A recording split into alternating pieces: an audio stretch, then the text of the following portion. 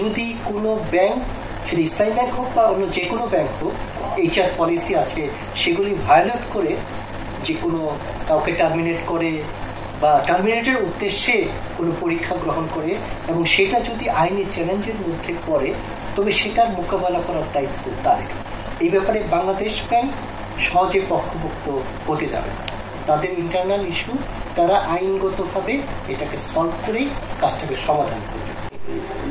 পরীক্ষা এক্সিস্টিং যারা আছে তাদের কর্মদক্ষতা যাচাই করার জন্য পরীক্ষা করবে না। আমরা এরকম দেখেছি যে ব্যাংকগুলো পদোন্নতির জন্য শান্ত কর্মদক্ষতা যাচাই করার পরীক্ষা নেয়, রিটেনও নিতে পারে, ভাইভাও নিতে পারে, কিন্তু কর্মী ছাঁটাইয়ের উদ্দেশ্যে পরীক্ষা নেওয়াটা এটা আমাদের কাছে একটা নতুন মনে হচ্ছে।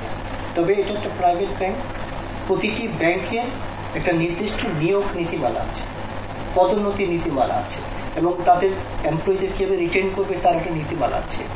যদি কোনো ব্যাংক, সেটা ইসলামী ব্যাংক হোক বা অন্য যে কোনো ব্যাংক হোক, তাদের নিজস্ব নিয়োগ নীতিমালা বা এক্সিস্টিং যে এইচআর পলিসি আছে সেগুলি ভায়োলেট করে যে কোনো কাউকে টার্মিনেট করে বা টার্মিনেটের উদ্দেশ্যে কোনো পরীক্ষা গ্রহণ করে এবং সেটা যদি আইনি চ্যালেঞ্জের মধ্যে পড়ে তবে সেটার মোকাবেলা করার দায়িত্ব তাদের।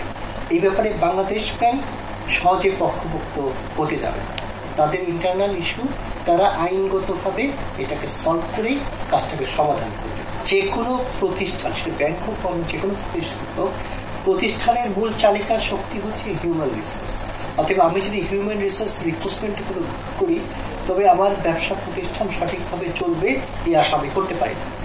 এখন কথা হলো, যে কোনো আমলই হোক বা যে কোনো প্রেক্ষাপটই হোক, আপনি রিক্রুট করেছেন, এখন তারা সময়ের সাথে সাথে ব্যাংকের কাছে এখন নন পারফর্মার হয়ে গেছে। এটা দুই পক্ষেরই বক্তব্য দেওয়ার সুযোগ আছে।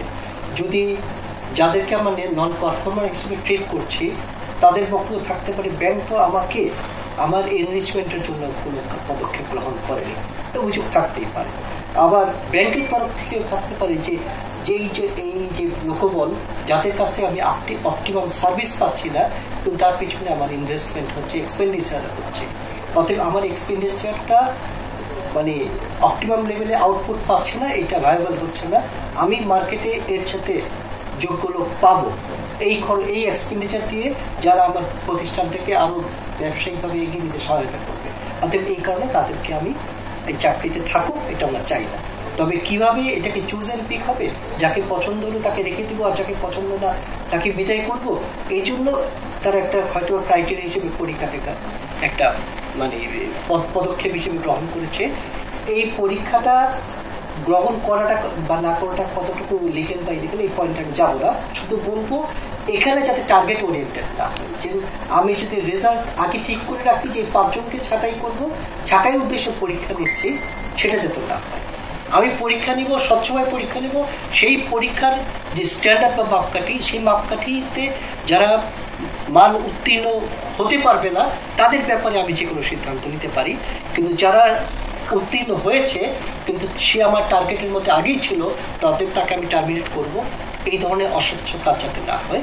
আর যাদেরকে টার্মিনেট করবেন তাদেরকে যাতে ব্যাংকের পলিসি অনুযায়ী যথাযথ কম্পেনসেশন যাতে দেওয়া হয়।